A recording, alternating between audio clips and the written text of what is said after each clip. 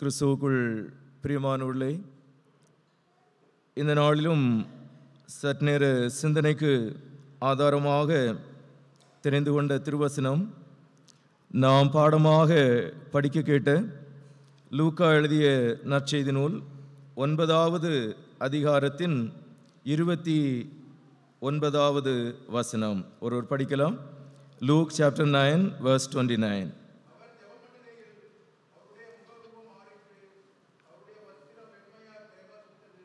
ஜெபிப்போம். மாட்சிமிக்க நல்ல ஆண்டவரே, கர்த்தருடைய நாளினிலும் உமது தூய திரு சமூகத்திலே உமது மக்களாக இவ்வண்ணமாக நாங்கள் கடந்து வரவும், நன்றி பெருக்கோடு உம்மை ஆராதித்து உம்முடைய திருநாமத்தை நாங்கள் மகிமைப்படுத்தவும், உமது நல் வார்த்தைகளை சிந்திக்கவும் ஆண்டவர் கிருபை செய்திருக்கின்றீர். நன்றியோடு நாங்கள் உம்மை துதிக்கின்றோம். வானங்களும் பூமியும் ஒளிந்து போனாலும் மாறாததும் நித்தியமானதும் நிலைவருமான உம்முடைய நல் வார்த்தைகளை கொண்டு ஒவ்வொரு நாளும் நீர் எங்களை போஷிக்கின்றவராக, எங்களை வழிநடத்துகின்றவராக, உம்முடைய நல்ல ஆலோசனைகளை எங்களுடைய வாழ்வுக்கு நீர் தருகின்றவராக இருப்பதற்காக நன்றியோடு உம்மை துதிக்கின்றோம் சுவாமி. இந்த நாளில் உம்முடைய சமூகத்திலே நாங்கள் கடந்து வந்திருக்கின்ற போது ஆண்டவர் சத்திய ஆவியானவரை கொண்டு சத்தியத்தின் பாதையிலே நீர் எங்களை வழிநடத்தி அருளும். உம்முடைய வேதத்தின் மகத்துவங்களை நாங்கள் கண்டுகொள்ளும்படியாக ஆண்டவர் எங்களுடைய அகக்கண்களை திறந்து எங்களோடு பேசுகின்ற, எங்களோடு இடைபடுகின்ற அனுபவங்களை காண ஆண்டவர் கிருபை செய்ய வேண்டும் என்று ஜெபிக்கின்றோம் சுவாமி. மீட்பர் இயேசுவின் நாமத்தில் வேண்டுகின்றோம் பிதாவே, ஆமென். கிறிஸ்துவுக்குள் பிரியமானவர்களே, இந்த நாள் திருச்சபையின் வாழ்வினிலே ஒரு முக்கியமான நாளாக இருக்கின்றது. மறுரூப திருநாள், the transfiguration of our lord Jesus Christ என்பதை கொண்டாடுகின்ற ஒரு தினமாக இந்த நாள் அமைந்திருக்கின்றது. அநேக திருச்சபைகள் ஆகஸ்ட் மாதம் 6ஆம் தேதி இந்த நிகழ்வினை கொண்டாடுகின்றவர்களாக இருக்கின்றார்கள். எனினும் மெதடிஸ் திருச்சபையினுடைய லிட்டர்ஜிக்கல் ஆர்டரில் நாம் பார்க்கின்ற போது இந்த ஞாயிறு ஆனது டிரான்ஸ்பிகரேஷன் சண்டேவாக அனுசரிக்கப்படுகின்றது. ஆக ஒவ்வொரு திருச்சபைகளும் ஒவ்வொரு நிலைமைகளிலே இந்த பண்டிகையை அல்லது இந்த நாளினை சிறப்பித்தாலும் ஆண்டவர் அவருடைய பணி வாழ்வினில் அவர் மறுரூபம் ஆனார் என்று சொல்லுவதை திருமறை நமக்கு கற்றுத்தருகின்றது. அதோடு மாத்திரமல்ல, நாமும் நம்முடைய விசுவாச வாழ்வினில் மறுரூபம் மாக்கப்படுகின்றவர்களாக இருக்கின்றோம் என்று சொல்லுகின்ற போது இந்த நாளுக்குரிய சிந்தனைகள் அவைகளுக்கு நேராக நம்மை வழிநடத்துகின்றதாக இருக்கின்றது. டிரான்ஸ்பிகரேஷன் ஆஃப் அவர் லார்ட், ஆண்டவர் இயேசு மறுரூபம் ஆனார். இந்த நிகழ்வானது மத்தேயு, மார்க்கு, லூக்கா என 3 நற்செய்தி நூல்களிலும் இடம் பெற்றிருக்கக்கூடிய ஒரு நிகழ்வாக இருக்கின்றது. மத்தேயு எழுதிய நற்செய்தி நூல் 17வது அதிகாரத்திலும், மார்க் எழுதிய நூல் 9வது அதிகாரத்திலும், இன்னும் லூக்கா எழுதிய நற்செய்தி நூல் 9வது அதிகாரத்திலும் என அவைகள் இடம்பெறுகின்றவைகளாக இருக்கின்றது. அதோடு இந்த ஒரு நிகழ்வு என்று சொல்லுவது ஆண்டவர் இயேசுவை பேதுரு நீர் ஜீவனுள்ள தேவனுடைய குமாரனாய கிறிஸ்து என்று சொல்லுகின்ற ஒரு விசுவாச அறிக்கையை கொடுத்ததின் தொடர்ச்சியாக நடைபெறுகின்ற நிகழ்வுகளில் ஒன்றாக இந்த நிகழ்வு அமைகின்றதாக இருக்கின்றதையும் நாம் பார்க்கின்றோம். அதாவது இந்த மறுரூபம் ஆதல் என்று சொல்லுவதை டிரான்ஸ்ஃபர்மேஷன் அல்லது டிரான்ஸ்பிகரேஷன் என்பதை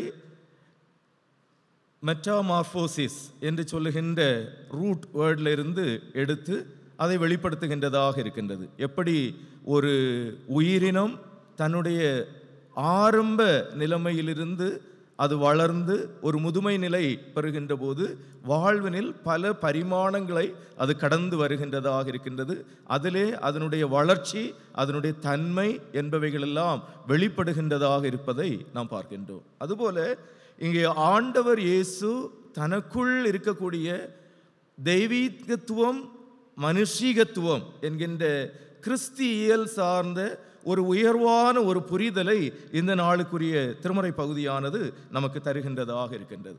ஆக ஆண்டவர் இயேசுவின் இந்த மறுரூபம் ஆதல் என்று சொல்லுவது ஒருவேளை பல சமயங்களிலே பல்வேறு விதமாக புரிந்து கொள்ளப்படுகின்றதாக இருக்கக்கூடிய அனுபவங்களையும் நாம் காணலாம். நம்முடைய ஒரு ரிலீஜியஸ் ப்ளூரலிஸ்டிக் சொசைட்டியில் நம் வாழுகின்ற போது நம்முடைய விசுவாசத்தையும் பிற சமயங்களுடைய விசுவாசத்தையும் சற்று ஒப்புமைப்படுத்தி பார்ப்பதும் சிறந்ததாக இருக்கும் என்பதிலும் சந்தேகமில்லை. எனினும் ஆண்டவர் இயேசுவினுடைய இந்த மறுரூபமாதல் என்று சொல்லுவது சிறப்பான ஒரு இடத்தை அவருடைய வாழ்வினிலே அல்லது அவருடைய ஊழியத்திலே அது பெற்றதாக இருக்கின்றது என்பதை நாம் காண்கின்றோம். இங்கே இந்த 3 நற்செய்தி நூல்களையும் நாம் ஒப்புமைப்படுத்தி படித்தோம் என்று சொன்னால், மத்தேயுவிலும் மார்க்குவிலும் ஆண்டவர் மறுரூபமானார் என்று சொல்லுகின்ற ஒரு பொருளும், இங்கே லூக்கா எழுதிய நற்செய்தி நூலிலே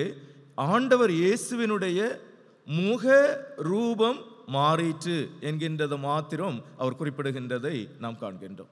எனினும் ஆண்டவருடைய இந்த மறுஉருவாதல் என்பதை நாம் இந்த நாளிலே சிந்திக்கின்றவர்களாக இருக்கின்றோம். ஆண்டவர் இயேசுவின் இந்த மறுரூபமாகுதல் நிகழ்வு நடைபெறுகின்ற ஒரு சூழல், அது எப்படி ஒவ்வொரு நிலைமைக்கு அவருடைய சீடர்களையும் கொண்டு செல்லுகின்றது என்பதை நாம் சிந்திக்கின்ற போது, முதலாவதாக இங்கே ஆண்டவர் இயேசுவினுடைய இந்த மறுரூபமாகுதல் என்று சொல்லுகின்ற ஒரு நிகழ்வு ஒரு ஜெப பின்னணியிலே நடைபெறுகின்றதாக இருக்கின்றதை நாம் காண்கின்றோம். ஆக மறுரூபம் எப்படி நடைபெறுகின்றது என்று சொல்லுகின்ற போது, இன் அவர் ப்ரேயர் லைஃப் ஆர் அவர் ஸ்பிரிச்சுவல் லைஃப்பில் அது முக்கியமான ஒரு இடத்தை பெறுகின்றதாக இருக்கின்றதை நாம் பார்க்கின்றோம். மலைகள் என்று சொல்லுவது ஒரு ஆச்சரியத்தை நமது வாழ்விற்கு தருகின்றதாக இருக்கின்றதை நாம் காண்கின்றோம். ஒருவேளை இன்னைக்கும் கூட இமயமலைக்கு ஒரு சிறப்பான ஒரு இம்பார்ட்டன் என்று சொல்லுவது இருக்கின்றது. உலகத்தில் மிக உயரமான சிகரம் எவரெஸ்ட் சிகரம் என்று சொல்லுகின்ற நிலைமையில் மலை ஏறுகின்றவர்கள் பயிற்சி பெறுகின்ற இடங்கள் என்று சொல்லுகின்றதிலெல்லாம் அவைகள் முதன்மையானவைகளாக இருக்கின்றதை நாம் பார்க்கின்றோம். அதுபோல திருமறையிலும் அநேக மலைகள் இடம்பெற்றிருக்கின்றது. ஆண்டவருடைய அழைப்பும் ஆண்டவருடைய செயல்பாடுகளும் இறைமக்களுக்கு கடந்து வருகின்ற போது அது மலைகள் சார்ந்ததாக இருந்திருக்கின்றதை திருமறை நமக்கு கற்றுத்தருகின்றது. சிறப்பாக நாம் மோசேயினுடைய வாழ்வினை எடுக்கின்ற போது, அவர் ஓரே பர்வதத்தில் ஆடுகளை மேய்த்து கொண்டிருக்கக்கூடிய ஒரு சூழலில் அங்கே முட்செடி பற்றி எரிகின்ற ஒரு அனுபவத்தையும், அந்த முட்செடி பற்றி எரிந்தும் அது அவிழ்ந்து போகாதிருக்கக்கூடிய ஒரு நிலைமையினில் ஒரு ஆச்சரிய காட்சியை அவர் பார்க்கின்றவராக இருக்கின்றதை நாம் காண்கின்றோம். இன்னும் ஆதியாகமத்திலே நாம் படிக்கின்ற போது ஆண்டவர் ஆபிரகாமுக்கு சொல்லுகின்ற போது தன்னுடைய ஏக புத்திரனாகிய ஈசாக்கை மோரியா மலையிலே கொண்டு பலி செலுத்துவதற்கு அழைக்கின்ற ஒரு அனுபவத்தை நாம் காண்கின்றோம். இன்னும் மோசேயினுடைய வாழ்வினில் சீனாய் மலை உச்சிக்கு ஆண்டவர் அவரை அழைக்கின்றதை நாம் காண்கின்றோம். இன்னும் எலியா தீர்க்கதரிசியை ஆண்டவர் கர்மேல் மலைக்கு அழைத்து அவருடைய நாமத்திற்கு மகிமையாக பயன்படுத்துகின்ற அனுபவங்களை காணுகின்றோம். அதே ஒரு பின்னணியில் வருகின்ற நம்முடைய ஆண்டவர் இயேசுவினுடைய வாழ்வு என்று சொல்லுவது, அவர் மலைகளை நாடுகின்ற ஒரு நபராக இருந்தார் என்று சொல்லுவதை நாம் காண்கின்றோம். ஒருவேளை கடந்த சில வாரங்களாக நாம் ஆண்டவர் இயேசு தன்னுடைய ஊழியத்திற்கு தன்னுடைய சீடர்களை அழைக்கின்ற ஒரு அனுபவத்தை குறித்து சிந்தித்து வந்தோம். போன வாரத்தில் கூட என் பின்னே வாருங்கள், நான் உங்களை மனுஷரை பிடிக்கிறவர்களாக்குவேன் என்பதை சண்டே ஸ்கூல் சண்டையில் நாம் சிந்திக்க ஆண்டவர் கிருபை செய்தார். அப்படி என்று சொன்னால் ஆண்டவர் இயேசு தன்னுடைய சீடர்களை ஒரு கடற்கரையின் சூழலில் அவர்களை அழைக்கின்றார். கடலில் இருந்து கடலின் ஆழத்திற்கு கொண்டு போனவர், வலைகளை ஆழத்திற்குள் கொண்டு சென்று வலைகளை போடுங்கள் என்று சொல்லி கடலின் ஆழத்திற்கு கொண்டு சென்ற ஆண்டவர் என் பின்னே வாருங்கள் என்று சொல்லி அவரை தன்னுடைய ஊழியத்தின் பாதையிலே அழைத்து ஆண்டவர் இப்பொழுது அவர்களை ஒரு உன்னதமான ஒரு சிகரத்திற்கு கொண்டு செல்லுகின்றார். 3 நற்செய்தி பகுதியிலும் நாம் படித்தோம் என்று சொன்னால் அது எந்த மலை என்று சொல்லுவது குறிப்பிடப்படவில்லை. அநேகமாக அது தாபோர் மலையாக இருக்க வேண்டும் என்று சொல்லுகின்ற நிலைமையில் வேதாறிஞர்கள் சொல்லுகின்றார்கள். எனினும் ஆண்டவர் வாழ்ந்த பகுதியில் இருந்த ஒரு உயரமான மலைக்கு ஆண்டவர் அவரும் அவருடைய சீடர்களையும் அழைத்து சென்றார் என்று சொல்லுவதை நாம் காண்கின்றோம். அதாவது 28வது வசனத்திலே நாம் படிக்கின்ற போது லூக்கா 9வது அதிகாரத்தின் 28வது வசனத்திலே நாம் படிக்கின்ற போது இவைகளை அவர் சொல்லி ஏறக்குறைய 8 நாளான பின்பு அவர் பேதுருவையும் யோவானையும் யாக்கோபையும் கூட்டிக்கொண்டு ஜெபம் பண்ணுகிறதற்கு ஒரு மலையின் மேல் ஏறினார் என்று நாம் பார்க்கின்றோம். ஆண்டவர் he climbed on a mountain to pray என்று சொல்லுவதை நாம் காண்கின்றோம். ஆக இந்த கடலின் அனுபவத்திலே வாழ்ந்து கொண்டிருந்த சீடர்களை ஆண்டவர் என் பின்னே வாருங்கள் என்று அழைத்து அவர்களை சமவெளியிலே நடத்தி அவர்களை இப்பொழுது ஒரு உயர்வான இடத்திற்கு கொண்டு செல்லுகின்றதை நாம் காண்கின்றோம். எதற்கு என்று சொல்லுகின்ற போது அங்கே ஜெபம் என்பது முதன்மை பெறுகின்ற ஒன்றாக இருக்கின்றதை நாம் காண்கின்றோம். அதோடு கூட லூக்கா எழுதிய நற்செய்தி நூலை நாம் ஆழமாக படித்தோம் என்று சொன்னால் ஆண்டவரை ஒரு ஜெபிக்கின்ற நபராக லூக்கா நற்செய்தியாளர் போர்ட்ரே பண்றதை நாம் பார்க்கலாம். ஒவ்வொரு இடத்திலையும் ஆண்டவர் ஜெபிக்கின்றவராக இருக்கின்றார் என்கின்ற அநேக விளக்கங்களை அல்லது இன்ஃபர்மேஷனை இந்த லூக்கா எழுதிய நற்செய்தி நூலிலே லூக்கா நம்முடைய வாழ்விற்கு தருகின்றவராக இருக்கின்றதை நாம் காண்கின்றோம். சிறப்பாக லூக்கா 3வது அதிகாரத்தின் 21வது வசனத்திலே நாம் படிக்கின்ற போது அங்கே ஆண்டவர் இயேசு அவருடைய ஞானஸ்நான வேளையிலே அவர் ஜெபம் பண்ணுகின்றவராக இருப்பதை நாம் காண்கின்றோம். 21வது வசனம் லூக் 3:21 ஜனங்கள் எல்லாரும் ஞானஸ்நானம் பெற்றபோது இயேசுவும் ஞானஸ்நானம் பெற்று ஜெபம் பண்ணுகையில் என்று நாம் காண்கின்றோம். While he was taking his baptism, he was praying. The Lord prayed. ஆண்டவர் அவருடைய திருமுழுக்கு வேளையிலே அவர் ஜெபிக்கின்றவராக இருந்தார் என்று சொல்லுவதை நாம் அங்கே காண்கின்றோம். அதன் தொடர்ச்சியாக ஆண்டவர் தன்னுடைய சீடர்களை அழைப்பதற்காக ஆயத்தப்படுகின்ற ஒரு சூழலிலும் அவர் ஜெபிக்கின்றவராக இருந்தார் என்று சொல்லலாம். அல்லது அவருடைய ஜெப இடமானது மலையாக மாத்திரம் இருக்கவில்லை, அது வனாந்திரமான இடத்திலும் ஆண்டவர் ஜெபித்தார் என்பதை லூக்கா எழுதிய நற்செய்தி நூல் நமக்கு கற்பிக்கின்றது. லூக்கா 5வது அதிகாரத்தின் 16வது வசனத்தை நாம் படிக்கின்ற போது Luke chapter 5:16 அவரோ வனாந்தரத்தில் தனித்து போய் ஜெபம் பண்ணி கொண்டிருந்தார் என்று சொல்லுவதை நாம் அங்கே காண்கின்றோம். இன்னும் 6வது அதிகாரம் 12வது வசனத்தையும் 13வது வசனத்தையும்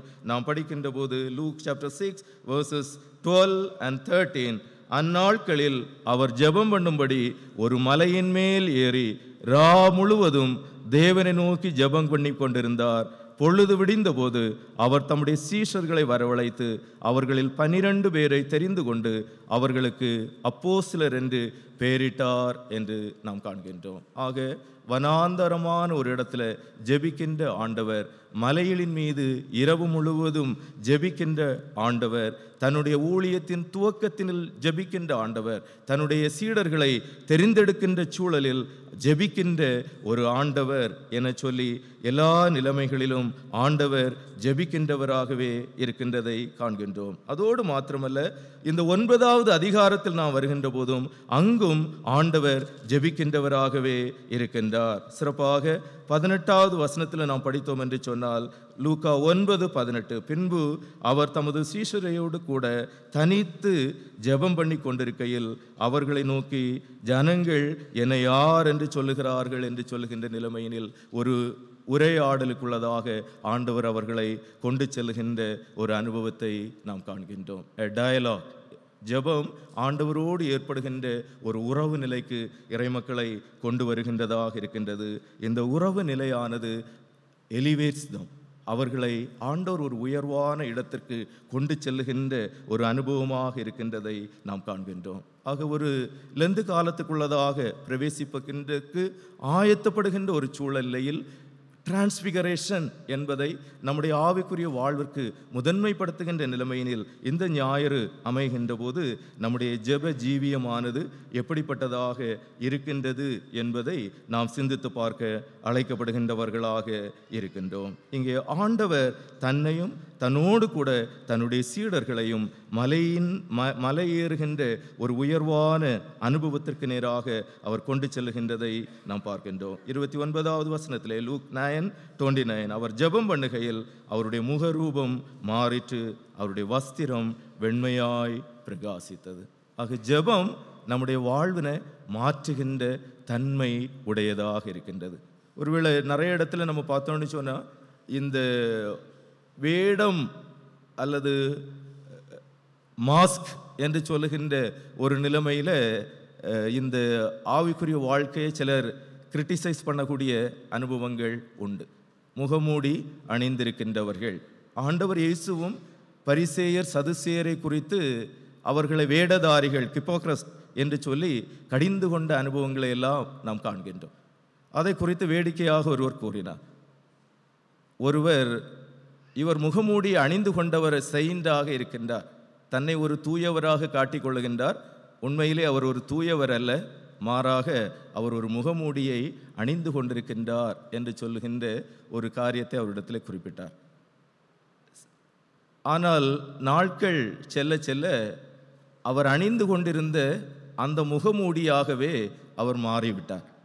ஒரு நாள் அந்த முகமூடியை அவர் எடுத்தபோது அவருடைய முகம் எந்த ஒரு நபருடைய முகமூடியை அவர் அணிந்து கொண்டிருந்தாரோ அந்த முகமூடியாகவே அது மாறியிருந்தது என்று சொல்லுகின்ற நிலைமையிலே வேடிக்கையாக சொல்லப்படுகின்றது. அதுபோல அல்ல, இங்கே ஆண்டவர் இயேசு அவருடைய உள்ளத்திலிருந்து உண்டாகின்ற ஒரு இன்டர்னல் இருக்கக்கூடிய ஒரு தன்மை, நேச்சர் என்று சொல்லுவது பிரதிபலிக்கப்படுகின்ற ஒன்றாக மாறுகின்ற ஒரு அனுபவமாக ஜெபமானது அமைகின்றது. ஆக நம்முடைய ஆவிக்குரிய வாழ்க்கையில் ஒவ்வொரு நிலைமையில சின்ன ஸ்டேஜில் இருந்து ஒவ்வொரு நிலைமையிலும் நாம் ஆண்டவரோடு பழகுகின்றவர்களாக ஜெபிக்கின்றவர்களாக செயல்படுகின்றோம் என்று சொல்லுகின்ற போது அதனுடைய உண்மையான ஒரு வளர்ச்சி நிலை என்று சொல்லுவது நம்மில் இருக்கின்ற அசுத்தங்கள் மாறி நம்மில் இருக்கக்கூடிய தீமையான காரியங்கள் மாறி ஆண்டவர் நம்மில் விரும்புகின்ற ஒரு பரிசுத்தம் என்பது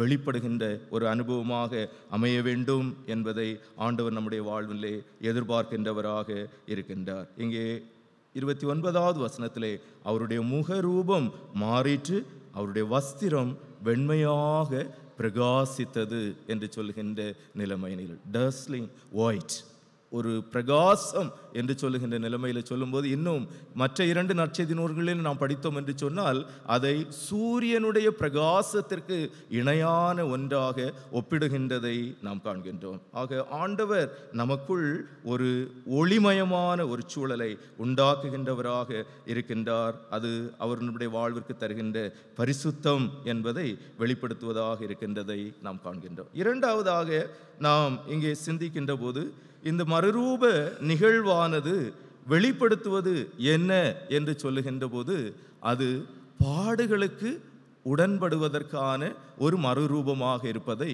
நாம் காண்கின்றோம். ஜெபம் நம்மை மறுரூபப்படுத்துகின்றது. Prayer transforms us or prayer transfigures என்று கூட நாம் சொல்லலாம். ஆண்டவர் இயேசு இங்கே ஒரு மாற்றம் அடைகின்றார் என்று சொல்லுகின்ற போது அது அவருடைய ஜெபத்தின் தொடர்ச்சியாக மாறுகின்றதாக இருக்கின்றது. இரண்டாவதாக நாம் சிந்திக்கின்ற போது 31வது வசனத்தை நாம் படிக்கின்ற போது அவர் எருசலேமில் நிறைவேற்ற போகிற அவருடைய மரணத்தை குறித்து பேசிக் கொண்டிருந்தார்கள் என்று நாம் காண்கின்றோம். Transfiguration or transformation to die, சாவதற்கான சாவின் செய்தியை கொடுப்பதற்கான ஒரு உரையாடல் என்பது ஜெபம் என்று சொல்லுவதை நாம் இங்கே காண்கின்றோம். 30வது வசனத்தை நாம் படிக்கும்போது அன்றியும் மோசே எலியா என்னும் 2 பேரும் மகிமையோட காணப்பட்டு அவரோட சம்பாஷணை பண்ணி அவர் எருசலேமில் நிறைவேற்ற போகிற அவருடைய மரணத்தை குறித்து பேசிக் கொண்டிருந்தார்கள். ஜெபம் ஒரு சம்பாஷணை. Prayer is a dialogue between God and human. மனிதருக்கும் தெய்வத்துக்கும் இடையேயான ஒரு உரையாடலாக ஜெபம் அமைகின்ற போது அது நம்மை மறுரூபப்படுத்துகின்றது.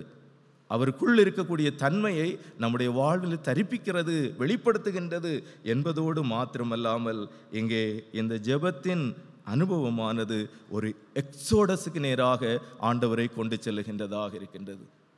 தி exodus of our lord Jesus Christ. இயேசு கிறிஸ்துவினுடைய ஒரு யாத்திரை என்ன என்று சொல்லுகின்ற போது அவர் எருசலேமை நோக்கி தன்னுடைய பிரயாணத்தை துவங்குகின்றவராக இருக்கின்றார். கலிலேயன் மினிஸ்ட்ரியில் இருந்து ஜெருசலேம் மினிஸ்ட்ரிக்கு நேராக ஆண்டவர் பிரயாணப்படுவதற்காக ஆயத்தப்படுகின்ற ஒரு சூழலில் இந்த ஜெபம் அல்லது இந்த மலையின் அனுபவம் அவருக்கு உதவி செய்கின்றதாக இருக்கின்றதை காண்கின்றோம். அங்கே 2 நபர்கள் குறிப்பிடப்படுகின்றதை நாம் காண்கின்றோம். 30வது வசனத்திலே மோசே எலியா என்னும் 2 பேரும் மகிமையோடு காணப்பட்டு with their glory they appeared to Jesus.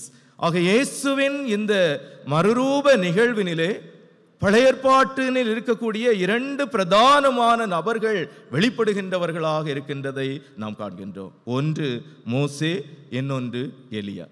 மோசே இறைமக்களுக்கு ஆண்டவர் கொடுத்த சட்டத்திற்கு ஆதாரமாக அமைகின்றவராக இருக்கின்றார். நியாயப்பிரமாணத்தை இறைமக்களுக்கு கொடுத்தவர். இந்த நாளில் நம்ம யாத்திராகம் 34வது அதிகாரத்திலிருந்து திருமுறை பகுதியை வாசிக்க கேட்டோம். 40 நாள் அளவும் மோசே சீனாய் மலையிலே ஆண்டவரோடு தனித்திருந்த ஒரு அனுபவம். அவர் ஆண்டவரோடு தனித்திருந்த ஒரு அனுபவம் அவருடைய முகத்தை பிரகாசிக்க செய்திருந்தது. ஆனால் அந்த முகப்பிரகாசம் யாருக்கு தெரியல? மோசேக்கு தெரியல, மக்களுக்கு தான் அது தெரிந்தது.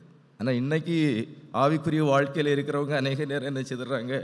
முகமூடியை எடுத்து அல்லது கண்ணாடி எடுத்து பார்க்கக்கூடிய ஒரு அனுபவத்தில் இருப்பதை போல உள்ள ஒரு உலகத்தில் நம்ம வாழுகின்றோம். இல்லை, people can recognize the glorious presence, the shining of God. இறை பிரசன்னத்தை இறைமக்களால் கண்டுகொள்ள இயலும் என்று சொல்லுகின்ற ஒரு உண்மையை மோசேயின் வாழ்வு வெளிப்படுத்துகின்றதாக இருக்கின்றது. எனினும் இங்கே மோசே நியாயப்பிரமாணத்தை இறைமக்களுடைய வாழ்விற்கு கொடுத்தவராக, அந்த நியாயப்பிரமாணத்தின் காரியங்கள் எல்லாம் நிறைவேற்றுகின்ற ஒரு நபராக ஆண்டவர் இயேசு இந்த மலையிலே இருக்கின்றார் என்று சொல்லுகின்றதை வெளிப்படுத்துகின்றவராக மோசே அமைகின்றவராக இருக்கின்றார். எலியா தீர்க்கதரிசிகளில் முதன்மையானவராக காணப்படுகின்றார். ஆக 2 இந்த நபர்களும் பழைய ஏற்பாட்டை முழுமையாக வெளிப்படுத்துகின்றவர்களாக அல்லது பிரதிபலிக்கின்ற பிரதிநிதித்துவப்படுத்துகின்ற நபர்களாக இருக்கின்றார்கள். நியாயப்பிரமாணமும் தீர்க்க தரிசனங்களும் என்று சொல்லுகின்ற இந்த 2 நிலைமைக்குள் முழு பழைய ஏற்பாடும் அடக்கப்படுகின்ற ஒரு சூழலில் அங்கே 2 நபர்கள் தென்படுகின்றார்கள், மோசே, எலியா. இந்த 2 நபர்களும் மலையோடு சம்பந்தப்பட்டவங்க தான். மோசே மலையோடு சம்பந்தப்பட்டவர் சீனாய் மலை. எலியா மலையோடு சம்பந்தப்பட்டவர் தான், அவர் கர்மேல் மலையை சம்பந்தப்பட்டவராக இருக்கின்றார். இறைமக்கள் தங்களுடைய ஆவிக்குரிய வாழ்வினில் குந்தி குந்தி நடக்கின்றவர்களாக, பாகால் தெய்வமா யெகோவா தெய்வமா என்று சொல்லுவதை தீர்மானிக்க இயலாதவர்களாக, ஆத்திலையும் சேத்திலையும் காலை வைத்து நடப்பதை போல ஒரு திடமான ஆவிக்குரிய அனுபவம் இல்லாத நிலைமையினில் வாழுகின்றவர்களை கர்த்தரே தெய்வம், கர்த்தரே தெய்வம் என்று சொல்லி ஆண்டவரை சார்ந்து கொள்வதற்கு இறைமக்களை வழிநடத்தியவர் எலியா தீர்க்கதரிசி. ஆக இந்த 2 நபர்களும் ஆண்டவரோடு சம்பாஷணை பண்ணுகின்றார்கள் என்று சொல்லுகின்றது ஒரு உன்னதமான அனுபவமாக இருந்தாலும், அந்த உன்னதமான அனுபவம் எதை குறித்ததாக இருக்கின்றது என்று சொல்லுகின்ற போது பாடுகளை குறித்த ஒன்றாக இருக்கின்றதை நாம் காண்கின்றோம். 31வது வசனம், அவர் எருசலேமிலே நிறைவேற்ற போகிற அவருடைய மரணத்தை குறித்து பேசிக்கொண்டிருந்தார்கள். நாளைக்கு நீங்கள் செத்து போவீங்க அப்படின்னு ஒரு ஆள் நம்மகிட்ட சொன்னால் எப்படி இருக்கும்? அந்த ஆளுக்கு முகத்தை திரும்ப பார்க்கணுன்னே தோணுமா? இல்லை அப்படிப்பட்ட ஒரு உரையாடலில் நாம் ஈடுபடுவோமா என்று சொல்லுவதை நாம் சிந்தித்து பார்க்கணும். ஆனால் ஆண்டவர் இயேசு இந்த 2 பிப்ளிக்கல் கேரக்டர்ஸோடு சம்பாஷிக்கின்றார் என்று சொல்லுகின்ற போது what he is going to accomplish என்பதற்கு தன்னை ஆயத்தப்படுத்துகின்ற ஒரு அனுபவமாக இந்த டிரான்ஸ்பிகரேஷன் என்பது அமைகின்றதாக இருக்கின்றதை நாம் காண்கின்றோம். ஏனென்று சொன்னால் லூக்கா 9வது அதிகாரத்தின் 22வது வசனத்தை நாம் படிக்கின்ற போது, மேலும் மனுஷகுமாரன் பல பாடுகள் படவும் மூப்பராலும் பிரதான ஆசாரியராலும் வேத பாரகராலும் ஆகாதவர் என்று தள்ளப்படவும் கொல்லப்படவும் 3ஆம் நாளில் உயிர்த்தெழுந்திருக்க வேண்டும் என்று சொன்னார்.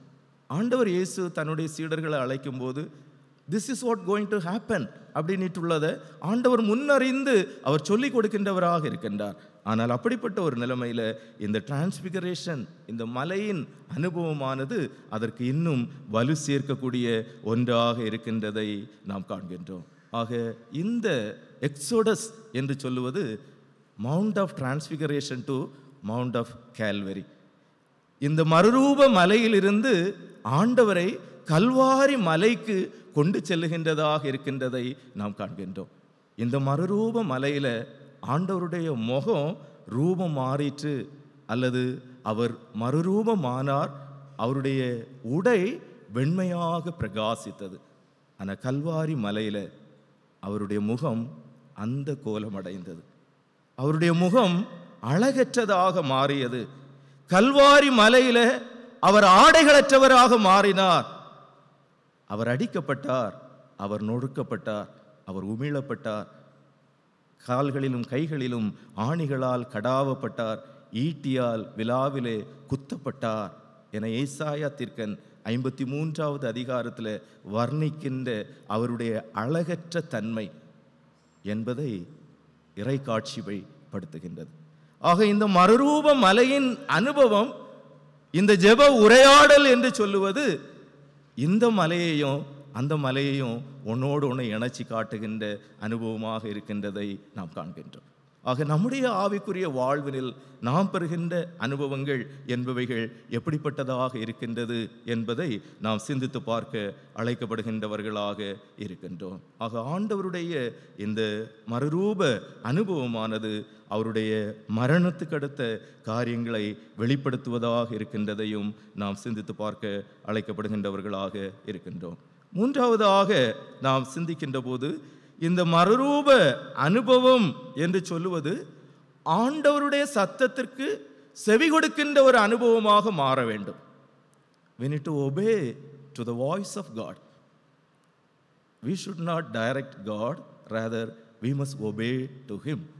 ஆண்டவருக்கு நாம் திசை காட்டுகின்றவர்களாக அல்ல, வழிகாட்டுகின்றவர்களாக அல்ல, மாறாக ஆண்டவரின் வழியில் நடப்பதற்கு நம்மை அர்ப்பணிக்க வேண்டும் என்று சொல்லுவதை இந்த டிரான்ஸ்பிகரேஷன் அனுபவமானது தன்னுடைய சீடர்களுக்கு நம்முடைய வாழ்விற்கும் கற்றுத்தருகின்றதாக இருக்கின்றதை நாம் பார்க்கின்றோம். 33வது அதாவது 32வது வசனத்திலிருந்து 35 வரை உள்ள வசனங்களையும் நாம் படிக்கின்ற போது, பேதுருவும் அவனோடு இருந்தவர்களும் நித்திரை மயக்கமாயிருந்தார்கள்.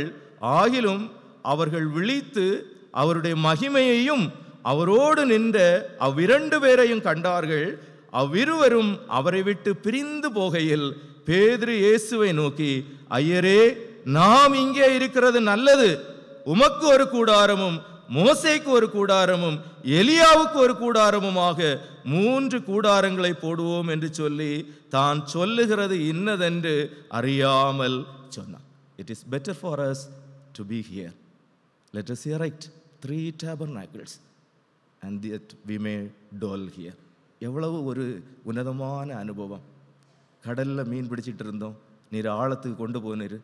அதெல்லாம் கடந்து இந்த பயண பாதையில் ஒவ்வொரு ஸ்டேஜிலும் வனாந்திரத்தில் இன்னும் பல இடங்களில் நீர் எங்களை நடத்தி கொண்டு வந்து இந்த மலைக்கு மேலே நீர் கொண்டு வந்தாச்சு. இந்த மலைக்கு மேலே நீர் கொண்டு வந்த பிறகு மோசே இருக்கின்றார், இங்கே எலியா இருக்கின்றார், மோரியா அதாவது சீயோன் மலையின் அனுபவம் இருக்கின்றது, கர்மேல் மலையின் அனுபவமும் இருக்கின்றது, இப்பொழுது மறுரூப மலையின் அனுபவமும் எங்களுக்கு கிடைத்திருக்கின்றது என்று சொல்லுகின்ற போது இந்த பீக் எக்ஸ்பீரியன்ஸில் அப்படியே இருப்போன்னு சொல்லுகின்ற ஒரு நிலைமைக்கு சீடர்கள் ஆண்டவரை வலியுறுத்துகின்ற போது அதன் தொடர்ச்சியாக நிகழ்கின்ற நிகழ்வுகளை நாம் சிந்தித்தோம் என்று சொன்னார். 34வது வசனத்திலே, இப்படி அவன் பேசுகையில் ஒரு மேகம் வந்து அவர்கள் மேல் நிழலிட்டது. அவர்கள் அந்த மேகத்துக்குள் பிரவேசிக்கையில் சீஷர்கள் பயந்தார்கள். அப்பொழுது, இவர் என்னுடைய நேசகுமாரன், இவருக்கு செவி கொடுங்கள் என்று மேகத்திலிருந்து ஒரு சத்தம் உண்டாயிற்று. a voice came and testified that he is my beloved son and you listen to him. இப்போ லூக்கா எழுதிய நற்செய்தி நூலிலே ஆண்டவர் இயேசு திருமுழுக்கு பெறுகின்ற ஒரு அனுபவத்திலும் வானத்தில் இருந்து ஒரு சத்தம் உண்டானது, நீர் என்னுடைய நேசகுமாரன். ஆனால் மறுரூப மலையிலிருந்து ஒரு சத்தம் உண்டாகுகின்றது, இவர் என்னுடைய நேசகுமாரன். அப்படின்னு சொன்னா this declaration for the disciples.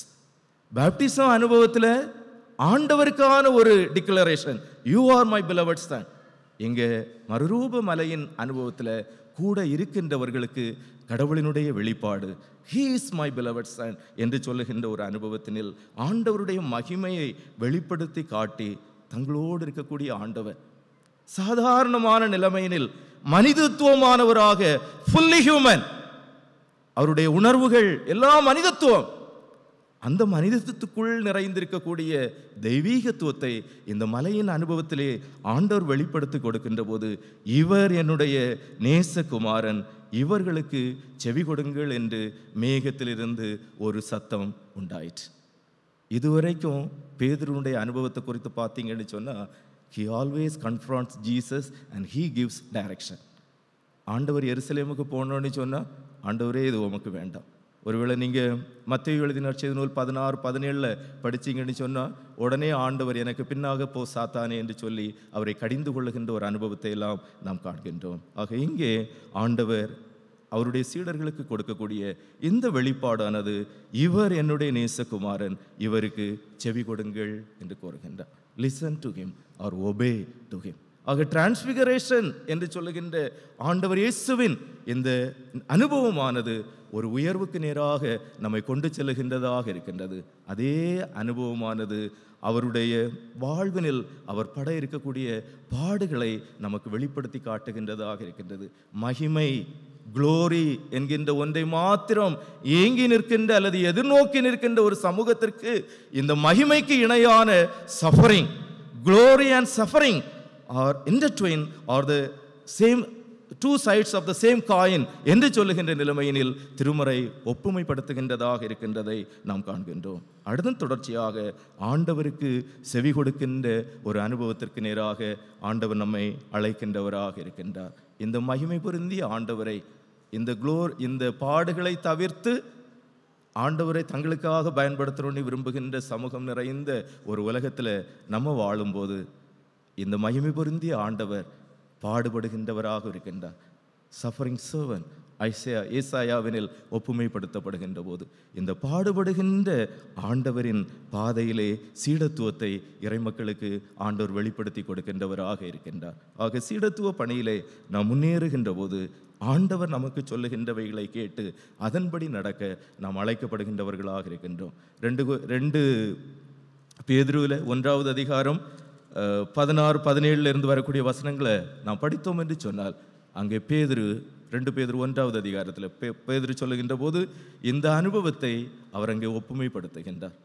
அந்த மலையில் நாங்கள் கேட்ட சத்தம், ஆக அந்த கேட்ட சத்தம் ஒன்றே ஆண்டவரின் பாதையில் வழி நடக்கிறதற்கு பேதுருவுக்கு உதவி செய்ததாக இருந்தது.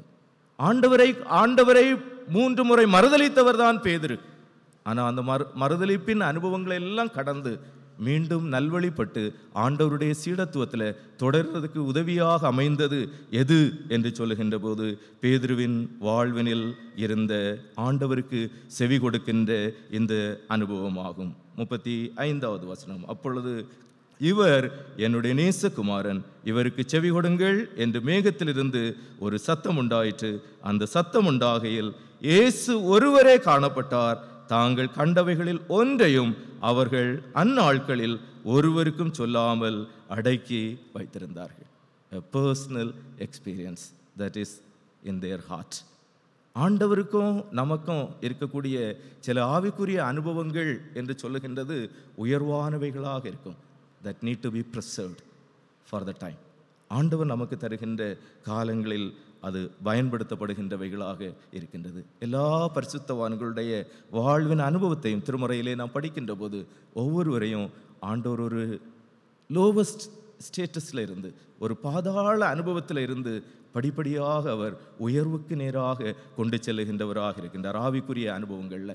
ஆக இந்த ஒரு லந்து காலத்துக்குள்ளதாக பிரவேசிக்கக்கூடிய ஒரு தருவாயில் இந்த ஆண்டில் நாம் நிற்கின்ற போது நம்முடைய ஆவிக்குரிய வாழ்வினை சற்று நாம் சீர்தூக்கி பார்க்க அழைக்கப்படுகின்றவர்களாக இருக்கின்றோம். மாம்சீகமும் தெய்வீகத்துவமும் இணைந்த ஆண்டவர்.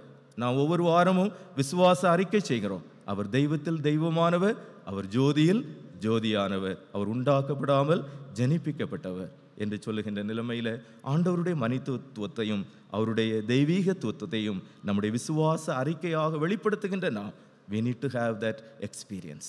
அந்த ஒரு உன்னதமான ஆவிக்குரிய அனுபவம் நமக்கு வேணும் என்று ஆண்டவர் விரும்புகின்றவராக இருக்கின்றார். அந்த ஒரு அனுபவத்தை நாம் பெறுவதற்கு ஆண்டவரோடு ஜெபிக்கின்ற ஒரு ஜெப ஜீவியம் மிக முக்கியமானதாக இருக்கின்றது. ஜஸ்ட் ரிஃப்ளெக்ட், இமேஜின் பண்ணிங்க எவ்வளோ நேரம் நம்ம இந்த ஜெபத்தை நெக்லெக்ட் பண்ணியிருக்கக்கூடியோம். இந்த வருஷத்தின் துவக்கத்தை கண்ட நாம் 3வது மாதத்தில் வந்திருக்கோம். நம்முடைய ஆவிக்குரிய வாழ்க்கையை ஜஸ்ட் திங்க் பண்ணி பாருங்கள், கொஞ்சம் இவாலுவேட் பண்ணி பார்த்தோன்னா எந்தெந்த இடங்களில் நாம் இன்னும் ஜெப ஜீவியத்தில் வளர வேண்டும் என்பதை நாம் சிந்தித்து பார்க்க அழைக்கப்படுகின்றவர்களாக இருக்கின்றோம். அவனமாக ஆண்டவரோடு நாம் நெருங்கி ஜீவிக்கின்ற ஒரு அனுபவம் நம்முடைய வாழ்வினில் உண்டாகுகின்ற போது நிச்சயமாகவே நம்முடைய வாழ்வினில் அவருடைய மறுரூப மகிமையை காண்கின்ற ஒரு அனுபவத்திற்கு நேராக அது கொண்டு செல்லும். அதோடு இந்த மகிமையையும் நாம் நமது வாழ்வினில் சந்திக்கின்ற ஆண்டவர் நம்மை நடத்துகின்ற பாடுகளின் பாதையையும் பேலன்ஸ் பண்ண தெரியும். ஏன்னா இன்னைக்கு நிறைய கிறிஸ்தவங்களுக்கு என்னன்னு சொன்னால் மகிமையை மாத்திரம் புரிந்து கொள்ள தெரியும். இந்த மகிமையினுடைய அடுத்த பக்கமாக இருக்கக்கூடிய பாடுகளை பேலன்ஸ் பண்ண தெரியாததுனால விசுவாசத்திலிருந்து வழி விலகுகின்ற அனுபவங்கள் இருக்கின்றது. திருமறை நமக்கு அப்படி கற்பிக்கவில்லை. ஆண்டவர் இயேசுவின் வாழ்வு, glory and suffering cos together, இது ரெண்டும் இணைந்தே செல்லுகின்ற ஒரு அனுபவத்தை காண்கின்றோம். அதோடு மாத்திரமல்ல, ஆண்டவர் இயேசுவிற்கு ஒவ்வொரு நேரமும் செவி கொடுக்கின்ற அனுபவம். அவர் உங்களுக்கு என்ன சொல்லுகின்றாரோ அதன்படி செய்யுங்கள் என்கின்ற ஒரு அனுபவம் தொடர்ந்து இந்த ஆவிக்குரிய வாழ்வில் நம்முடைய வாழ்வில் உண்டாக ஆண்டவர் விரும்புகின்ற ஒரு மறுஉருவாக்கம் நம்ம ஒவ்வொருடைய வாழ்வு நிகழ ஆண்டவர் நம்ம ஒருவருக்கு உதவி செய்து நம்ம ஒவ்வொருவரையும் ஆசீர்வதித்து வழி நடத்துவாராக. ஆமென்.